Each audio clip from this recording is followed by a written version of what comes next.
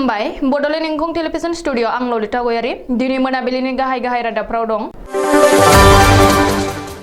भुटाननि कनसुल जेनेरेल आरो vice कनसुल जेनेरेलखौ BTC खुंथाया बरायदों। हाइलाकान्दियाव दैबानानि मुवा बेसाद दोनखोमानानै साद' हमजादों। जाख्ल'नायनि अजदाव एसआइ हाइदर हुसेनखौ हमदों। महाराष्ट्रनि खुद्रिनाय एमएलएफ्रा कामाख्या थानसालिनि दर्शन खालामना आसाम नागारबाय। बाथौ महासभा आरो कुटुम सुरक्षा परिषदआ लुकास बसुमतारीनि न'आव थांदों। सनापुर गामिनि गागि आफाद आरो सनापुर आलारि आजोला लाइमोन आफादा सेथि थाखोआव मेट्रिक आनजाद उथ्रिसारनाय फरायसाफोरखौ बरायदों। दानिया फैदो आबुं रादाबाव।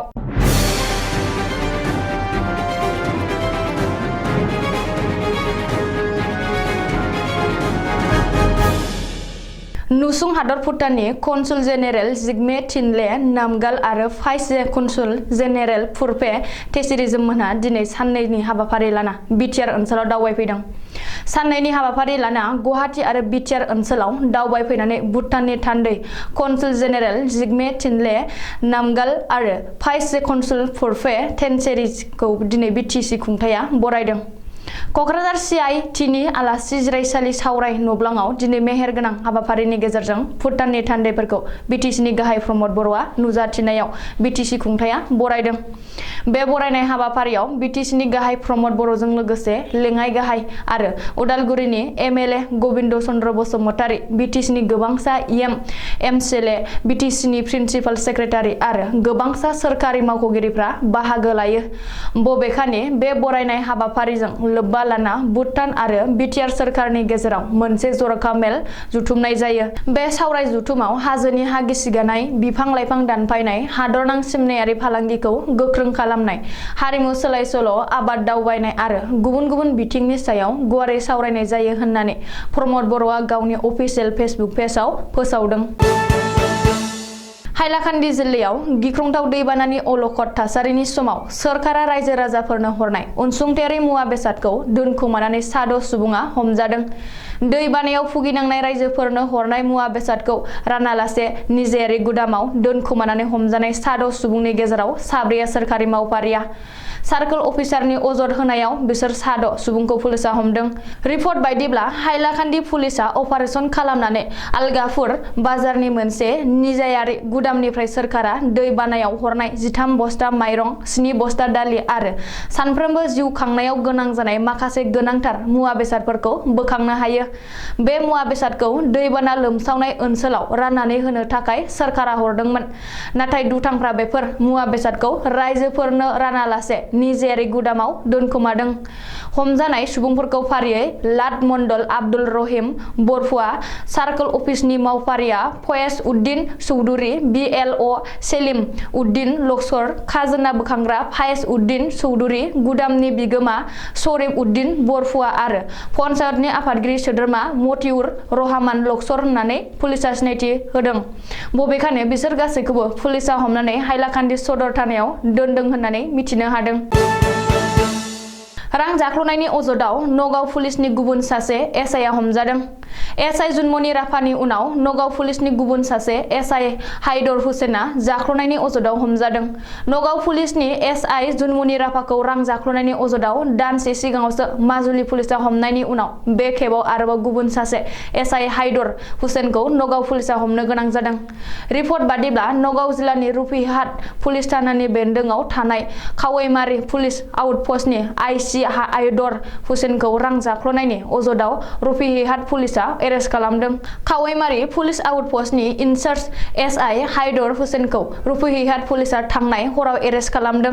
हा-हुनि केसाव बाबुल आली मुंनि सासे सुबुंनिफ्राय घुस बिनायनि अजदाव SI हाइदर हुसेनखौ एरेस्ट खालामनाय जादों। बबेखानि SI हाइदर हुसेनखौ रुफिहाट पुलिसा गावनि जिम्मायाव लानानै जेरा खालामगासिनो होननानै मिथिनो हादों। मख'नो गोनांदि बाबुल आलीनि अजद होनाय बायदियै हाइदर हुसेनखौ सिगाङावनो रिजार्भ क्लज खालामनानै होनाय जादोंमोन। दिनै आसाम नागारबाय महाराष्ट्रनि खुद्रिनाय शिवसेना MLAफोरा। एकनाथ शिंदेनि दैदेननायाव शिवसेनानि खुद्रिनाय एमएलएफोरा दिनै हटेल रेडिसन ब्लुनि बाहेरायाव ओंखारनानै कामाख्या थानसालियाव दर्शन खालामहैनायनि उनाव गुवाहाटी नागारदों। रिपर्ट बादिब्ला गुवाहाटीनि रेडिसन ब्लु हटेलाव थाफैनाय महाराष्ट्रनि खुद्रिनाय शिवसेना एमएलएफोरा दिनै बेलासियाव गुवाहाटीनिफ्राय गवासिम रावना होदों। शिवसेनानि एमएलएफोरनि थाखाय गवानि ताज हटेलाव मोन 70 खथा बुकिं खालामखानाय जादों। मिथिनो हानाय बादिब्ला शिवसेनानि खुद्रिनाय एमएलएफोरा आसामनि गिख्रंथाव दैबानानि थाखाय गिबि मन्थ्रिनि रिलिफ फान्डआव 52 लाख रां दान होदों। मख'नो गोनांदि आसामाव गिख्रंथाव दैबानानि थासारि सोलिफुनाय समावनो एकनाथ शिंदेनि दैदेननायाव गिबि मन्थ्रि उद्धव ठाकरे आरो महाराष्ट्र सरकारनि हेंथायै खुद्रिनाय शिवसेनानि एमएलएफोरा गुवाहाटीयाव फैनानै रेडिसन ब्लु हटेलाव थाफैदोंमोन। खृष्टान धोरोमखौ नागारनानै गुबै बाथौ धोरोमाव हाबफैनाय लुकास बसुमतारीनि न'आव बाथौ महासभा आरो कुटुम सुरक्षा परिषद।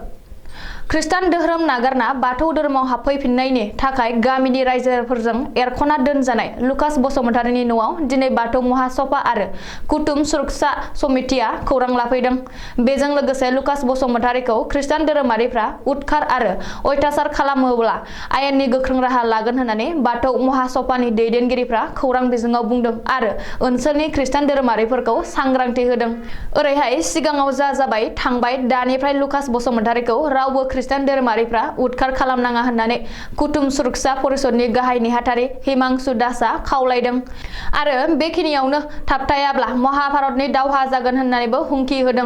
मख'नो गोनांदि बाक्सा जिल्लानि सालबारि बारेङाबारिनि थागिरि लुकास बसुमतारीया थांनाय बैसाग दानाव खृष्टान धोरोमखौ नागारना बाथौ धोरोमाव हाबफैफिननायनि उननिफ्रायनो गामिनि रायजोफ्रा लुकास बसुमतारीखौ गामिनिफ्राय एरख'नानै दोनदों।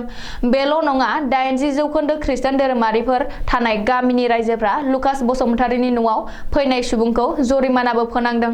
रिपर्ट बादिब्ला 22 बोसोर सिगां लुकास बसुमतारीनि बिफाया बाथौ धोरोम नागारना खृष्टान धोरोम हाबदोंमोन। धेमाजि जिल्ला सानजारि नोगोरनि सनापुर गामिनि गागि आफाद आरो सनापुर आलारि आजोला लाइमोन आफादा सनापुर गामिनि 2022 मायथाइनि मेट्रिक आनजादाव सेथि थाखो उथ्रिसार जानो हानाय फरायसाफोरखौ मोनसे मेलनि गेजेरजों सनापुर बर' गुदि फरायसालिनि नब्लाङाव मान बावनाय हाबाफारि लायो। बे मेलावनो गाहाय आलासि महरै बाहागो लायो धेमाजि जिल्ला दुलाराय बर' फरायसा आफादनि आफादगिरि लकेन बसुमतारी। हांख्रायजानाय आलासि महरै बाहागो लायो सिमेन्ट दख'रा एबसुनि आफादगिरि सन्जीब रामसियारि बिथाङा।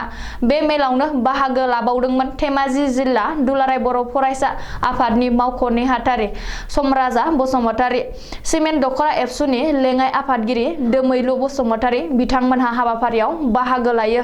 सनापुर गामिनि गागि आफादनि आफादगिरि रामचरण बसुमतारीनि मासि सामलायनायाव खुंनाय मान बावनाय हाबाफारिजोंनो लोगोसे दिथागिरिफोरजों सावरायनाय हाबाफारिबो लानाय जायो। दिनैनि रादाबा एसेनोसै। गोजोन्थों।